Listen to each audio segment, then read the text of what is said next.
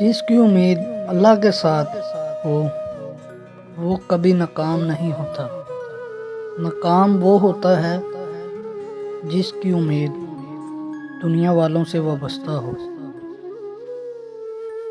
पूरा दोस्त कोयले जैसा होता है। जब कोयला गर्म होता है तो जला देता है, और जब कोयला ठंडा होता है तो हाथ काला कर देता है। लोग तुम्हारी अक्ल से तुम्हारे शख्सियत का वज़न करते हैं, लिहाजा तुम अपनी अक्ल का वज़न अपने इल्म से बढ़ाओ।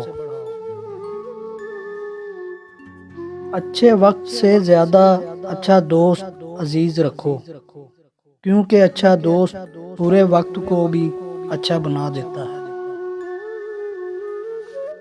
अच्छा दोस्त हाथ और आँख के तरह होता है। जब हाथ को दर्द होता है तो आँख रोती है, और जब आँख रोती है तो हाथ आंसू साफ करता है।